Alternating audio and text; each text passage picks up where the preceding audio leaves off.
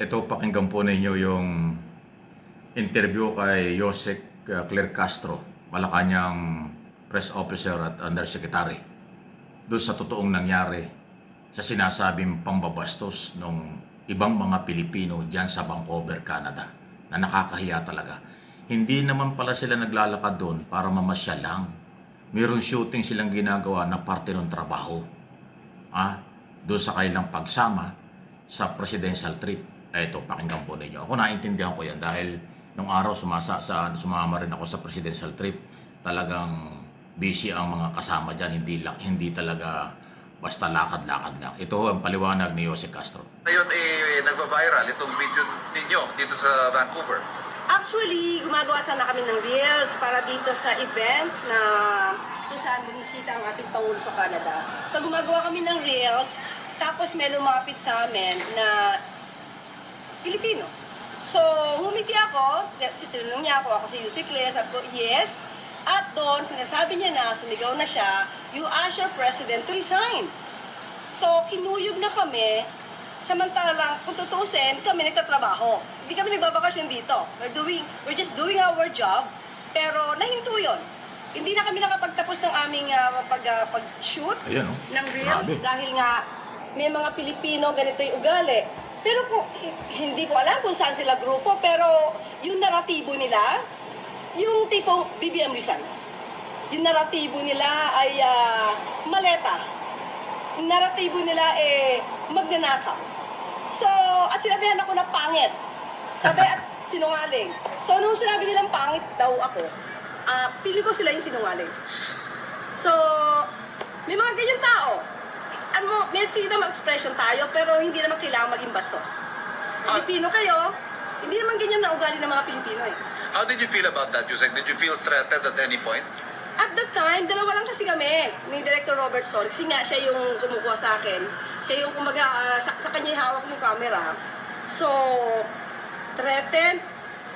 Siguro in a way, kasi dalawa lang kami. Hindi ko alam kung mananakit sila or what. Kasi parang, siguro yung grupo naman nila, parang kung sino man yung idolo nila, parang sanay sa bayolente. Yung pagiging bayolente. So, syempre hindi namin alam.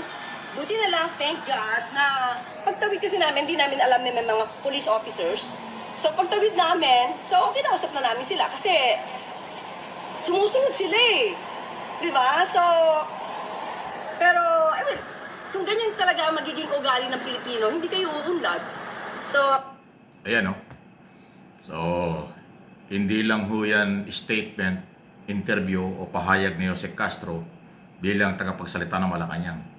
Ang dating dito, parang siya na rin ang complainant, siya rin ang biktima. Siya yung naging biktima nung panghaharas ng ilang mga Pilipino dyan sa Vancouver na ganyan ang ugali. Alam niyo, nakakalungkot. Ako, may kapatid ako, pamangkin, pamilyang nandyan sa Vancouver. Hindi naman sila gano'n. Marami akong kaibigan at membro din ng pamilyang nagtatrabaho at dyan nakatira ng for the past 20 years na.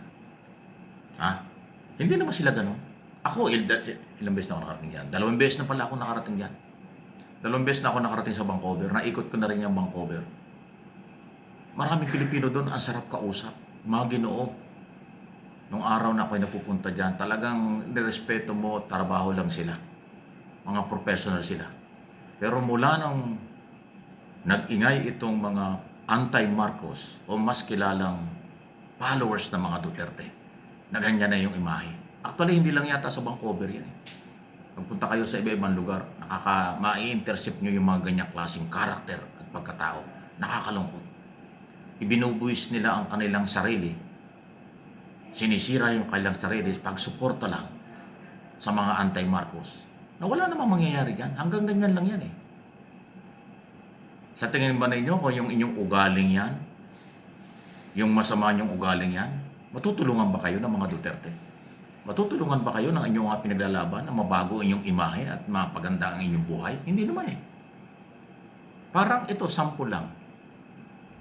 Kailan lang yun? Nakaraang taon lang yata yun. May mga Pilipinong nagrally sa Qatar, nakakulong. O, sino man tumulong sa kanila ng makulong? Hindi naman mga Duterte. Wala nga yatang abogadong Duterte pinapunta ron eh. Ang tumulong doon, Philippine government. sa utos ni Pangulong Marcos through Department of Foreign Affairs at Department of Migrant Workers, isalba, tulungan yung mga Pilipinong nakulong ng mga nagrally sa Qatar. O, tinulungan. Tinulungan maibalik sa trabaho dahil ang banta ng kanilang employer hindi na tatanggapin. Pero tinulungan ng gobyernong Pilipinas maibalik sa trabaho yung iba na tulungang bumalik dito sa Pilipinas. Wala namang ginawang tulong yung inyong pinaglalaban eh. Bakit hindi nyo alam yun? Ang pagsuporta sa kahit na anong political party at personality, dapat po, personalidad, dapat may limit. Huwag niyong ibubuhis ang buhay niyo at karera niyo at pagkataon niyo. Kawawa yung mga anak niyo. Katulad nga yan.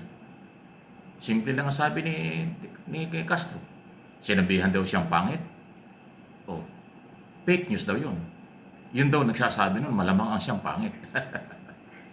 Di ba kitang-kita sa video, ayaw ko na pakita kasi copyright yan eh. Kitang-kita sa video, lumalayo na si Castro at yung kanyang kasama. Sinusundan, may microphone pang ginagamit yung Pilipinong nandiyan sa Vancouver at sumisigaw-sigaw ng kabastusan, panlalait, walang respeto sa Philippine Authority. At maging si Pangulong Marcos na magpunta ron sa isang business na pag-aari ng Pilipino. Di ba ganun din ang ginawa niyo?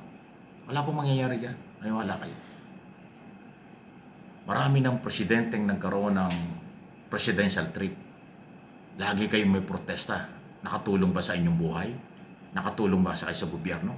Pero lumalala, nung araw, protesta lang, walang pagmumura. Walang pambastos, okay lang yung karapatan nyo. Pero yung kabastusan, kawalan ng respeto, yan ay napakababang level sa pagkatao. Kung sino man kayo, mahiya kayo sa inyong mga anak, mahiya kayo sa inyong sarili, at mahiya naman kayo sa inyong mga employer dyan. Anong pagkatao nyo? Anong tingin ngayon ng mga Canadian na inyong employer sa inyong asal na ginawang yan? Nag-viral kayo ngayon. Paano kayo pagkakatiwalaan kayo imagino? Kayo kagalang-galang. Ibastos pala ang dating ninyo. Nag-viral na. Ayan na sinasabi ko. Pag natanggal kayo sa trabaho at yung masamang image na inyong ginawa, matutulungan ba kayo ng mga Duterte? Tanong ko lang po yan. Marami nang nangyari sa mga Pilipino sa abroad at saka dito. Kayo ba'y tinulungan sa inyong pinaglalaban? Wala naman eh. Bahala kayo. Sige, ipagpatuloy nyo. Kung kayo masaya dyan at kumikita kayo dyan, bahala kayo. Ako naman po ay walang kinakampihan. Hindi ako taga Malacanang, hindi ako taga pagsalita ng Malacanang, hindi ako taga gobyerno. Karapatan ko naman sabihin ito dahil ako ay mamamahayag at ako ay Pilipino. Maling-mali kayo. Wala sa lugar na protesta. Pwede kayo magprotesta pero maginoo na pagsasalita. Hindi bastos. Maginoo na pagtrato sa mga government official para naman kayo irespeto. Paano kayo irespeto? Hindi naman kayo karespeto sa inyong asal. Kung sino ang inyong pinagmanahan, masamang pamana yan. Kung sino ang inyong ginagaya, masamang paggaya yan. Kasi ang inyong pamilya at ang inyong pagkatao ang nakataya. Bahala kayo sa buhay nyo. Please like and share, subscribe, and follow. Opinion lang po ito.